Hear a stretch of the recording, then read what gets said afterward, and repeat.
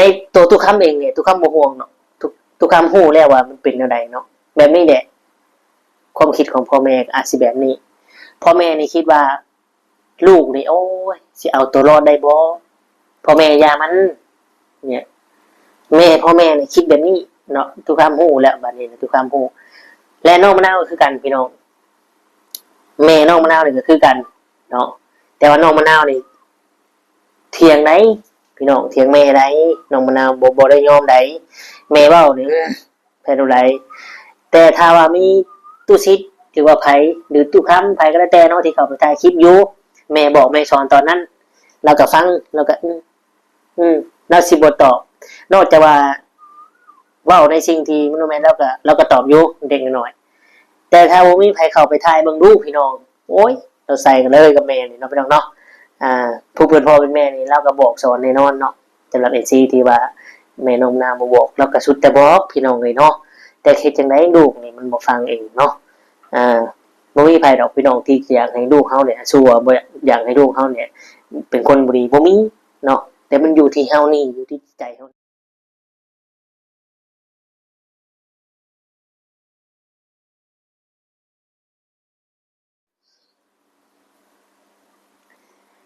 กับทักทายสบายดีและสวัสดี FC พ่อแม่พี่น้องหมู่เพื่อนเบิดทุกคนทุกท่านบ่ว่าสิเป็นพี่น้องฝั่งไทยฝั่งลาวหรือต่างประเทศก็ยินดีต้อนรับเข้าสู่ช่อง YouTube ตู้คำปันสุขเด้อพี่น้องเอ้ยเนาะเอามาเจอมาพ่อตู้คำมื้อนี้พี่น้องเอ้ยเนาะบ่มีหยังหลายมื้อนี้ตู้คำจะพาไปเที่ยวมื้อนี้พี่น้องเอ้ยเนาะอ่าจะพาไปเบิ่งความเจริญหรือว่าความหรูหราของประเทศไทยพี่น้องเอ้ยเนาะอยู่ห่างซึ่งแบบว่าดูแห้งอีหลีพี่น้องเอ้ยอ่าแต่ก็ยังบ่เคยเข้าดอกเห็นในคลิปเห็นในหยังนะครั้งแรกที่ตู้คำสิไปเนาะแต่ว่ารถตักนี่ตู้คำไปดุเนาะแต่ว่าอันนี้เป็นห้างแบบใหญ่แฮงพี่น้องเอ้ยเนาะเอาก่อนไปนี่ตู้คำก็จะมาตอบคอมเมนต์ FC นำเนาะแล้วก็จะมาเว้าคุยเรื่องของน้องมะนาวน้อยนึงพี่น้องเอ้ยเนาะก่อนจะไปพี่น้องเอ้ยทุกครั้งไปยังพี่น้องไปเที่ยวซื่อบ่หรือว่าจังไดบ่พี่น้องเอ้ยเนาะมีเวียกหน่อยนึงพี่น้องเอ้ยเนาะก็เป็นเรื่องเวียกอ่าเอกสารลับพี่น้องเอ้ยเนาะเอกสารลับของเฒ่าสมรักเพิ่นพี่น้องเอ้ยเนาะทีมงานผิงก้อย เอากะก่อนไปเนาะพี่น้องเนาะทุกคำกะจะมาตอบคอมเมนต์เนาะมี FC อ่าของทุกคำเนาะคอมเมนต์เข้ามาว่าเกี่ยวกับน้องมะนาวนี่แหละว่าเป็นหยังคือแม่นี่บ่บอกบ่สอนน้องมะนาวบ่หรือว่าจังไดอีหยังประมาณนี้นะพี่น้องเอ้ยเนาะอ่าเป็นหยังคือให้ตุสิตบอกสอนตลอดอีหยังประมาณนี้ตุสิตแล้วก็บอกสอนได้ช่วงเฉพาะที่เราไปถ่ายคลิปเนาะแล้วเราก็ฮู้ดีอีกว่าเป็นจังไดเนาะว่าน้องมะนาวเป็นจังไดแบบใดเนาะทุกคำก็ฮู้พี่น้องเอ้ยเนาะทุกคำก็ฮู้ดีคือกันคือน้องมะนาวนี่เนาะหรือครอบครัวเพิ่นนี่ถ้าเฮาเฮ็ดนำพาเฮ็ดนี่เฮาพาเฮ็ดเฮาบอกเฮ็ดตัวนั้นตัวนี้เฮาบอกสอนเฮ็ดเบิดเฮ็ดได้เฮ็ดเต็มที่เฮาพาเลิกก็เลิกเฮาพาเฮ็ดอยู่หั่นก็เฮ็ดอยู่หั่นพี่น้องเอ้ยเนาะคือน้องมะนาวไปดำนาซอยตุคำน่ะตุคำก็ลองเบิ่งจะลองเบิ่งว่าน้องมะนาวเนี่ยอันนั้นแท้บ่มีความอดทนสูงอีหลีบ่เนาะตุคำก็พาดำเนาะพาดำนา3ไร่2ไร่3ไร่ไร่ก็ไร่ใหญ่ได้พี่น้องบ่ได้ไร่น้อยได้เนาะตุคำไถคาดให้เพิ่นดำตุคำก็ดำเหมือนกันดำกล้าใกล้สิเบิดแล้วเนาะใกล้สิแล้วเนาะไร่นี่ตุคำไปไถคาดอีกเพราะว่าถอนกล้าหรือว่าโรคกล้าไว้หลายแล้วนะน้องมะนาวก็สู้เนาะพาขึ้นไปกินข้าวต้มเป็ดต้มไก่สู้กินพอตุคำแม่ตุคำบ่หยอกน้องมะนาวตุคำพาดำนาเมื่อยแห้งได้มื้อนี้เนาะแล้วเมื่อยอยู่พอได้อยู่แล้วก็ว่าแนวนี้พี่น้องเอ้ยเนาะนี่คือมีผู้พาเฮ็ดเนี่ยเราเฮ็ดอีหลีพี่น้องเอ้ยเนาะแต่มาเว้าในมุมของชีวิตจริงหรือว่าในมุมส่วนตัวน้องมะนาวเลยถ้าน้องมะนาวอยู่ผู้เดียวหรือว่าอยู่ครอบครัวบ่มีไผเข้าไปถ่ายยกเว้นคือแบบว่าคือทุกคำเข้าไปถ่ายไผก็แล้วแต่ที่เข้าไปถ่ายนะน้องมะนาวจะเฮ็ดหยังอยู่ฮู้บ่นอนอยู่พี่น้องเอ้ยเนาะ อันนี้คือความเป็นจริงได้นี่คือชีวิตจริงเนาะครอบครัวเพิ่นนอนอยู่เข้าใจอยู่เนาะว่าบ่ฮู้บ่มีแนวเฮ็ดคือทุกครั้งไปถ่ายคลิปทุกครั้งเนี่ยทุกครั้งสิปลุกเอาตลอดหรือว่าเอิ้นเอาตลอดเนาะบางเทื่อเราก็นอนช่วงนั้นก็จนว่าให้หยุดยาเด้สาบุญเอื้อยเพิ่นน่ะจนให้หยุดยาเพราะว่าเห็นน้องมะนาวอ้วนแล้วก็นอนดุเนาะเราก็เป็นห่วงก็เลยให้หยุดยาแต่ที่จริงเนี่ยบ่แม่นพี่น้องเอ้ยเนาะนี่แหละทุกคำถึงว่าตู้ซิดว่าให้น้องมะนาวเปลี่ยนแปลงผู้ใหญ่เพิ่นเบิ่งอยู่เนาะตู้ซิดพยายามเว้าให้เปลี่ยนแปลงแต่ทุกคำว่ามันสิได้บ่พี่น้องเอ้ยเนาะดัดไม้อ่อนนี่มันง่ายดัดไม้แก่นี่มันยากเลยพี่น้องเอ้ยเนาะนี่แหละทุกคำถึงว่ามันสิได้บ่หั่นนะพี่น้องและตู้ซิดหรือว่าทุกคนเนาะทุกคำถามว่าเวลาไปถ่ายคลิปเนี่ยเจอเหตุการณ์แบบคือทุกคำเจอบ่เนาะน้องมะนาวสินอนครอบครัวเพิ่นก็สิบ่ค่อยเฮ็ดหยังได้แต่ถ้าว่าเขาพาเฮ็ดเนี่ยเขาบอกในเฮ็ดเนาะอย่างเช่นสวนพักเห็นบ่คือแบบว่าสวนพักเนี่ยลงมือเฮ็ดเฉพาะตอนที่ว่าตุซิดไปถ่ายเนาะเอาใจใส่เฉพาะแต่ตอนนั้นพอตุซิดบ่ไปแล้วก็บ่ได้เฮ็ดหยังเนาะนี่แหละมันถึงสื่อออกมาว่าความบ่ขยันความดูมันบ่มีและผู้ใหญ่เพิ่นมองว่าโอ้รู้สึกว่าซอยไปนี่บ่แม่นว่าแค่นี้นะเพิ่นก็ซอยอยู่เพิ่นซอยหลายเลยเนาะเพิ่นซอยหลายเทื่อถ้าว่าคนเฮาปกติเนาะหรือว่าคนเฮาอยากได้อยากมีดูมันขยันอีหลีเนี่ยมีผู้ใหญ่ซอยแนวนี้เนาะแฮงดุแฮงมันเฮ็ดให้ผู้ใหญ่ภูมิใจเนาะพี่น้องเอ้ยอันนี้คือในมุมมองของตัวตุกคำเองเนาะเป็นจังได๋คือว่านั้นยกตัวอย่างที่ตู้ซิดกำลังทำอยู่เดี๋ยวนี้งานแต่งที่เกิดขึ้นบ่มีเงินของน้องมะนาวและบ่มีเงินผัวน้องมะนาวเลยมีแต่เงินผู้ใหญ่ล้วนๆซอยเดือนี่แหละตุกคำถึงว่าขณะนี้แล้วก็ยังบ่มีสายเยื่อใยกระตุ้นให้น้องมะนาวหรือครอบครัวเพิ่นเนี่ยกระตุ้นแบบอยากได้อยากมีนะอยากให้ผู้ใหญ่เพิ่นภูมิใจอย่างประมาณนี้นะน้องเนาะอ่าเพราะว่าดังน้องเตอเนาะเขาก็ได้เห็นแล้วว่าเป็นแบบใดไปทำงานอยู่สวนกาแฟก็ไปได้จักเดือนเนาะตุสิก็ไปส่งฮอดที่ยังขึ้นรถขึ้นล่างผู้ใหญ่ก็ซัพพอร์ตเนาะไปพอยังสิได้กลับมาบอกอะคือว่าแหละเนาะอันนี้คือตู้คำมาตอบคอมเมนต์ทุกคนเนาะที่ทุกคนสงสัยนี่แหละและผู้ใหญ่ก็เบิ่งออกประมาณนี้เนาะพี่น้องเนาะที่ว่าแม่น้องมะนาวคือบอกบ่สอนบ่น่ะแล้วก็เมื่อยบอกคือกันพี่น้องเอ้ยเนาะผู้เป็นแม่นี่เป็นพ่อเป็นแม่นี่เมื่อยพี่น้องเอ้ยแฮงทุกข์ใจเนาะแฮงทุกข์ใจบอกลูกบ่เฮ็ดนี่เนาะลูกบ่เฮ็ดก็ขอแค่อย่านำความเดือดร้อนหรือว่าทำให้พ่อแม่บ่สบายใจเนาะพี่น้องเนาะแต่ว่าในที่ผ่านมาเนี่ย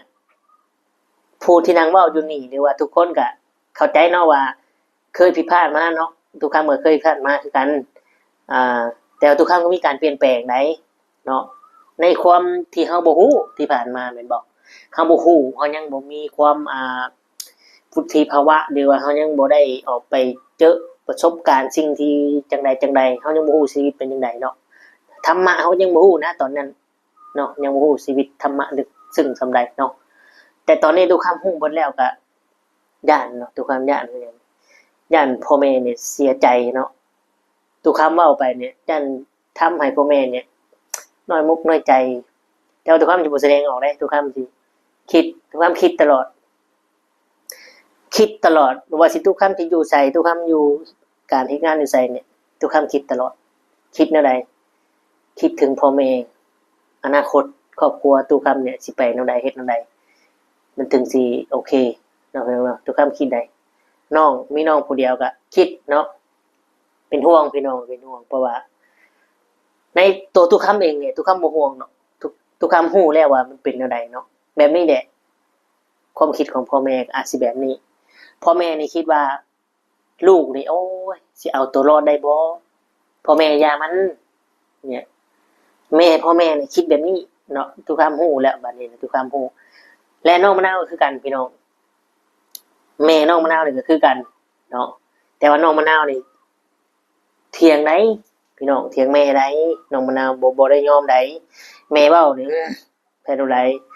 แต่ถ้าว่ามีตู้ซิดหรือว่าไผหรือตู้ค้ำไผก็แล้วแต่เนาะที่เขาไปถ่ายคลิปอยู่แม่บอกแม่สอนตอนนั้นเราก็ฟังเราก็เราสิบ่ตอบนอกจากว่าเว้าในสิ่งที่มันบ่แม่นเราก็ตอบอยู่เด็กน้อยแต่ถ้าบ่มีไผเข้าไปถ่ายเบิ่งดูพี่น้องโอ้ยเราใส่กันเลยกับแม่นี่เนาะพี่น้องเนาะผู้เป็นพ่อเป็นแม่นี่เราก็บอกสอนแน่นอนเนาะสำหรับ FC ที่ว่าแม่นมนาบ่บอกเราก็สุดแต่บอกพี่น้องเลยเนาะแต่เฮ็ดจังได๋ลูกนี่มันบ่ฟังเองเนาะบ่มีไผดอกพี่น้องที่อยากให้ลูกเฮาเนี่ยชั่วบ่อยากให้ลูกเฮาเนี่ยเป็นคนบ่ดีบ่มีเนาะแต่มันอยู่ที่เฮานี่อยู่ที่ใจเฮานี่เนาะเอาสำหรับเรื่องน้องมะนาวก็ประมาณนี้เนาะพี่น้องเนาะข่าวเรื่องของตู้ค้ำบัดนี้จะพา FC ไปทำธุระหน่อยนึงแล้วก็จะไปถ่ายบรรยากาศโอ้โหมันอยากสิเว้าบรรยายพี่น้องเอ้ยเนาะเอาเป็นว่าไปเบิ่งไปชมนํกันว่ามันเป็นจังไดน่าอยู่ดูลาขนาดไหนเนาะเอาก่อนไปก็ขอบุญขอบคุณ FC หลายๆที่เข้ามาเบิ่งมาชมกดไลค์กดแชร์กด Subscribe และกดเบิ่งโฆษณาบ่ข้ามโฆษณาให้ทุกคำเนาะขอบคุณขอบคุณหลายๆเด้อพี่น้องเนาะอันใดที่ทุกคำบ่ผิดพลาดก็กราบขอโทษขออภัยนำคือกันเนาะบางทีทุกคำก็อาจจะรู้เท่าบ่ถึงการอันใดที่บ่เหมาะสมก็บอกเตือนได้แต่อย่าเว้าอย่าเตือนอย่าบอกในสิ่งที่ทุกคำบ่ได้เฮ็ดเนาะทุกคำก็ตอบโต้คือกันพี่น้องเนาะทุกคำบ่อยากให้มันลามปามเนาะตัดไฟแต่ต้นลมมันสิลามไปฮอดนาเฮาไปพี่น้องเอ้ยลุยโอเคทุกคนตอนนี้ทุกคำก็มาฮอดแล้วเนาะป้าพี่น้องเอ้ยทุกคำอยู่นี่มาหลายปีแล้ว2-3 ปียังบ่เคยลงมานี่จักเทื่อพี่น้องเอ้ยเนาะส่วนมากก็จะไปแต่โรตัสพี่น้องเอ้ยเนาะทุกคำบ่ได้เข้ามานี่จักเทื่อเป็นครั้งแรกที่เข้ามาพี่น้องแบบรูแห้งบรรยากาศคือแบบเย็นจนหนาวอ่ะพี่น้องเอ้ยแบบหนาวเลยแหละใช้ละทางออกอยู่ใช้บัดนี้ทุกคำลงแล้วพี่น้องเอ้ยบัดนี้ทางออกอยู่ใส่เนาะมีทุกอย่างเลยพี่น้องเอ้ยเนาะมีทุกอย่างเลยที่นี่โทรศัพท์รถก็มีนะพี่น้องเอ้ยรถก็งามพี่น้อง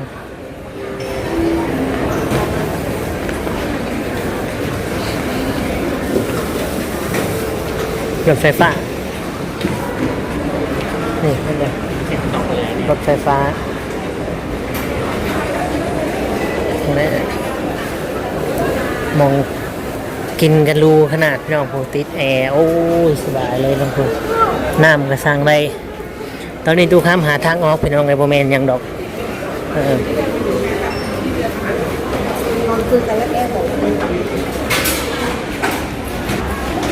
ตอนนี้ดูข้ามหาทางออกมาเจอพี่น้องเลยโอ้ละ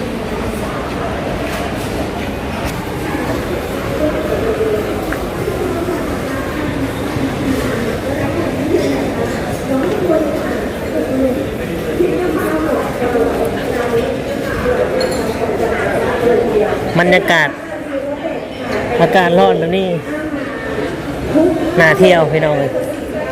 น่าเที่ยวน่ามาอย่างเลาะเพราะว่าบรรยากาศมันดีมันเย็นอากาศมันออกจากนี้ก็คือแบบว่าโอ้ยฮ้อนใส่ระบาดนี่พี่น้องคนแก่มากแกเขานั่งแบบนวดนะนวดโดยอัตโนมัติ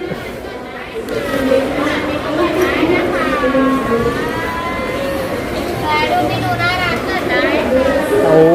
ห่านดูขนาดพี่น้องเห็นบ่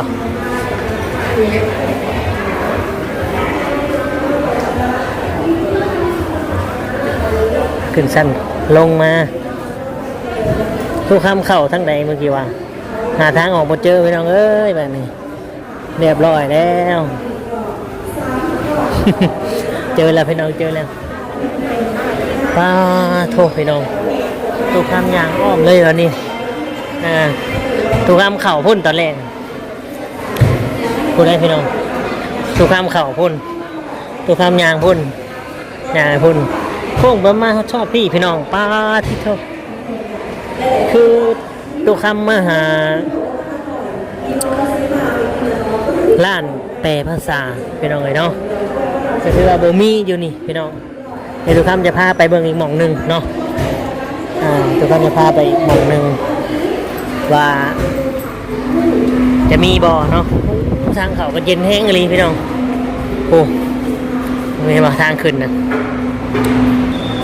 นี่พี่น้อง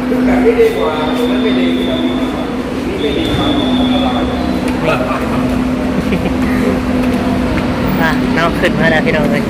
โอ้ข้างล่างเนาะนี่สั้นล่างนะนี่ยังมีสั้นใต้ดินอีกเลยพี่น้องมีสั้นล่างอีกเลยมองไม่เด็ดเดี๋ยวโบได้มีแต่ว่าแค่นี้เลยคนไปมาแล้วคนเยอะแยะเลยโอ้ร้อนมากเลยพี่น้องเลยป้าโถคือมาห่อนแค่บ้านนี้รูปแรกคือตรงนี้โบมีเนาะพี่น้องเนาะโบมีเดี๋ยวดูคำจะพาไปดูอีกที่หนึ่งเนาะเดี๋ยวกลับตรงโอ้ผมพาเดินทางนี้ครับก็เดินทางนี้ตัวสักครู่นะครับพี่ทางม้าลายนะจ๊ะทางม้าลาย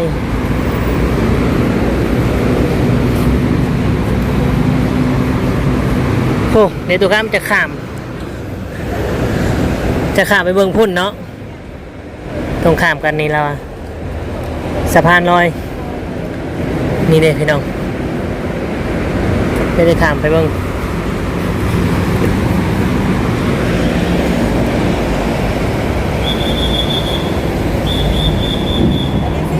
ไม่ได้ไปครับจะข้ามไปฝั่งโน้น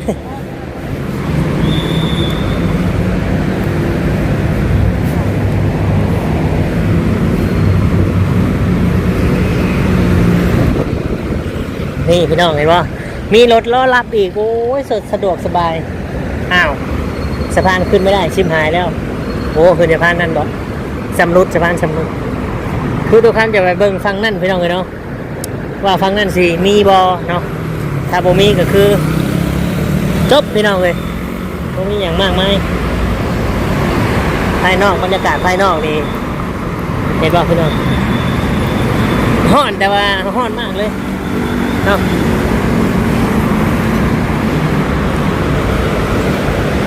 เห็นป่ะถนนหนทางก็งามพี่น้องเลย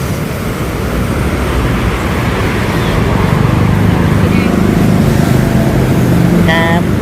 ยืนฟุตบาทเลยครับมีคนขายของหลาย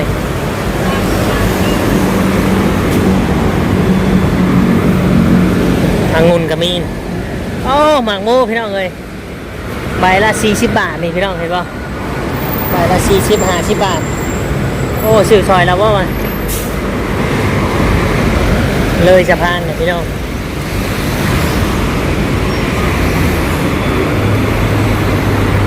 ถูกทำเลยสะพาน โอ้ยตายโมเตคิโมเนาะพี่สะพานอยู่มันถึงทางนี้พี่น้องเลยสะพาน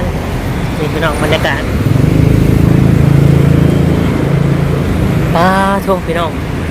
นี่เด้อนี่คือสะพานนี่สั้นเนาะทางขึ้นสั้นอยู่เลยสั้นอยู่นี่เห็นป่ะกำลังขึ้นนี่เด้อโอ้ลูกเขาเช่นเขาได้นี่ว่าโอ้ยเมื่อยดิเอาพี่น้องขึ้นมาเรียบร้อยห่อนเองโอ้นี่พี่น้องมันทะลุเขานี่โอ้ยตัวคำหนาเฉียออกมาหนีเลยโอ้ยเนาะตัวคำมูหนาลงไปพูดเลยผู้ตัวคำกลับไปที่เดิมเลยขึ้นมาที่เก่าเลยเนาะพี่น้องโอ้ยห่อนแห้งโธ่งูเห่าออกเลยพี่น้องเลยนี่มาห่อนแล้วอันนี้ก็จะเป็นศูนย์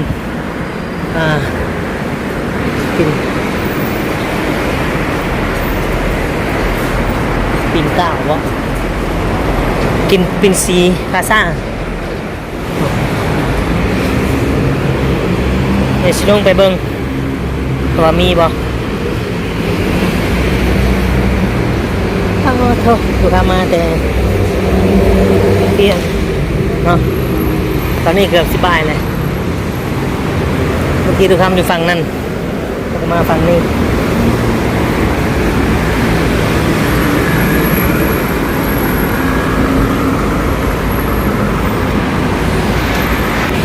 พี่น้องทุกท่านยุดต่อมือ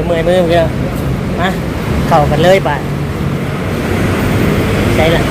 ส่วนมากมองนี่สิเป็นกลางคืนพี่น้องเลยเนาะเป็นมองเที่ยวกลางคืนนี่แหละคือโล่งแท้นี่อยู่ว่าพี่น้อง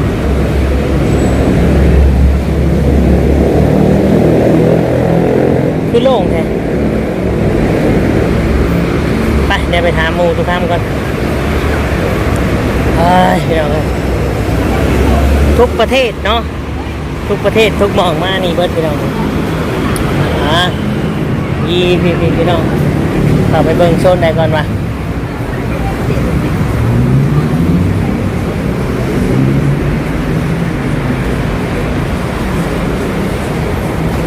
ไปเบิ่งโซนนี่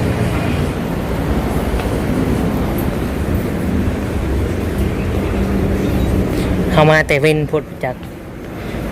คือเพิ่นแนะนำมานะพี่น้องเนาะโอ้รองเท้าก็หลายเลยพี่น้องมีคนแนะนำมาว่าอยู่นี่พี่น้องเลยเนาะอยู่หันกับบุมี่อยู่หันเขายังมาเปิดแน่เลยโอ้พี่น้องน่าจะเป็นนี่แต่ร้านเสื้อผ้าเลยนี่พี่น้องเขาถามพี่เขาก่อนไปเลาะเบิ่งก่อนอาจจะอยู่โซนนี้ไหมพี่น้อง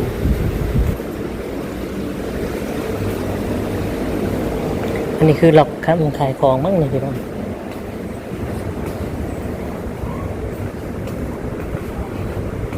โอ้โล่งไปเลยเนาะแต่ก่อนคนหลายนะพี่น้อง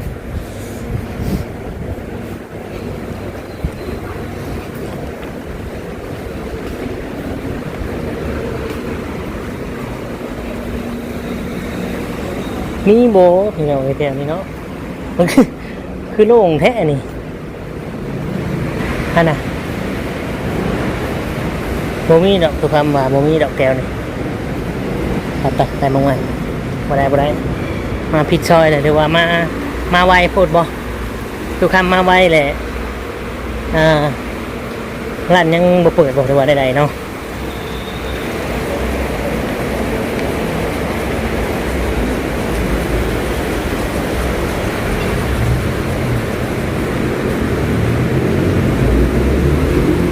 แน่นอนพี่น้องร้านยังมาเปิดแน่นอนฉันว่าไม่ท่านทำเล็บทำผมทะลุออกมาที่เดิมพี่น้องของเก่าว่าถึงทำเข่าทั้งนั้นเลยพี่เดี๋ยวดูขั้นไปถามหมู่ตัวคำเนาะพี่น้องหรือว่าอยู่ตึกนี่โบแน่ได้โบแน่จะอยู่ตึกนี่พี่น้องโอ้ยแม่แล้วละตึกนี่แหละที่เป็นวาได้พี่น้อง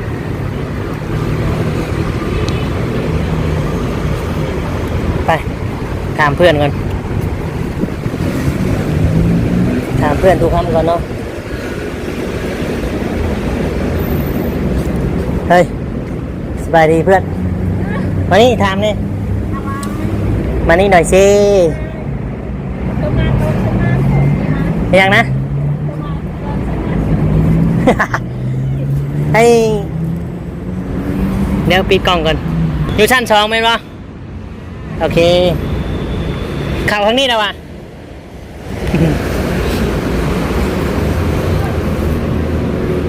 โอเคพี่น้องไปเอาเรื่องอยู่ชั้น2เฮ้ยโอ้จุนี่หมอนั่นไปไหนพี่น้องโมเย็นไปไหนวะเรือท่านได้เย็นบ่เริ่มแล้วเริ่มเย็นแล้วโอ้ยมีแห้งดิอยู่ชั้น2นะจ๊ะ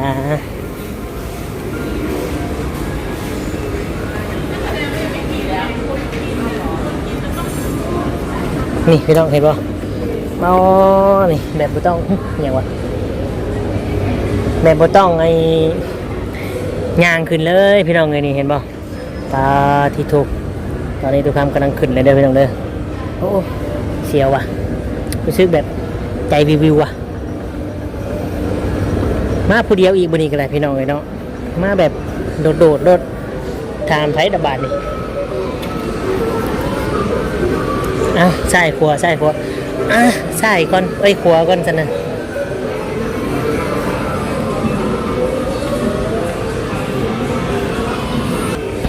โอเคพี่น้องทุกคำหยุดกล้องถามเพิ่นเมื่อกี้เนาะขออภัยในการบ่สะดวกที่เขาได้สอบถามมันเป็นข้อมูลลับพี่น้องเลยเนาะบอกบ่ได้ เป็นข้อมูลลับเด้อพี่น้องเด้อนี่เห็นบ่พุดเข่าพุดแกโอ้อดสบายเลยพี่น้องเลยเนาะนะ นั่งให้คันนวดให้เลยเส้นทางห้องน้ำมองไหนเขาบอกไม่ได้สูตรความงาม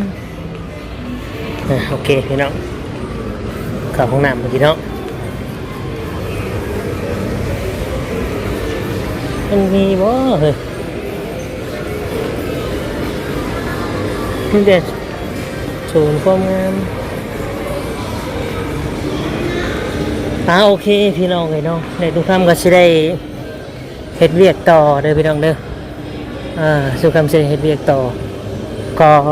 ขอบคุณหลายๆ FC ที่เข้ามาเบิ่งมาชมกดไลค์กดแชร์ให้เนาะและกดติดตามขอบคุณหลายๆเด้อพี่น้องเลยเนาะเดี๋ยวทุกคำจะได้เฮ็ดเวียกก่อนจังใดเดี๋ยวทุกคำจะพาเที่ยวหรือว่าพาเบิ่งผสมอีกรอบหนึ่งในถัดไปเนาะพี่น้องเนาะขอบคุณมากพี่น้องที่เข้ามาเบิ่งมาชมกดไลค์กดแชร์ให้เนาะคุณหลายๆเด้อพี่น้องเลย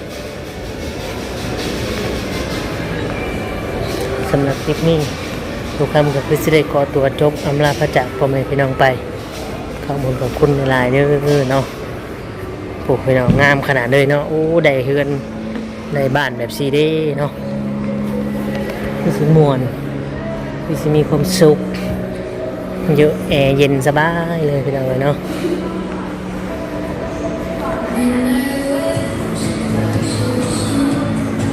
นิสัยพี่น้องบ่มีนะแถวนี้เพื่อนเป็นมองออกกำลังกายด้วยนะ